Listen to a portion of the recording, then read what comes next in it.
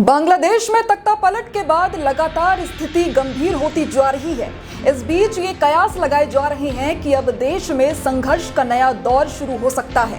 अवामी league सत्ता पर वापसी के लिए कमर कसने को तैयार हो रही है। ये पार्टी बांग्लादेश की प्रमुख राजनीतिक पार्टियों में से एक है। पूर्व प्रधानमंत्री और भारत में रुकी शेख हसीना ही इस दल की नेता थी। इस सत्ता पक्ष या विपक्ष दोनों ही के पास नहीं है वहां पर इन दिनों अंतरिम सरकार चल रही है। अब बांग्लादेश में नोबेल पुरस्कार विजेता मोहम्मद यूनुस के नेतृत्व में एक अंतरिम सरकार ने शपथ ली है और मंत्रालय का बंटवारा हो गया है। बांग्लादेश में इन दिनों विपक्षी दल बीएनपी जल्द से जल्द लोकतंत्र बहाली की मांग कर रही है ताकि उन्हें सत्ता मिल सके।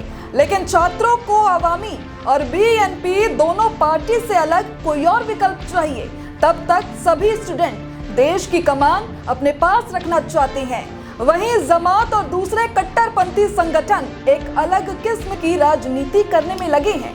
हालांकि इन सब के बीच बांग्लादेशी आर्मी छात्रों को साथ में लेकर सत्ता पर नियंत्रण बनाए रख सकती है। मोहम्मद यूनुस के नेतृत्व वाली अंतरिम सरकार अब अपने कामकाज के लिए शक्तियों को अपने हाथ में लेने में लगी है।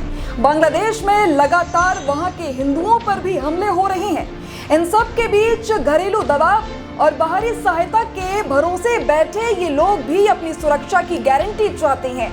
ऐसे में अब शेख हसीना के जाने के बाद से ही उनकी वापसी के लिए भी आवाजें उठने लगी हैं। अवामी लीग ने यह ठान लिया है कि वो शेख हसीना को बांग्लादेश वापस लाकर रहेंगे।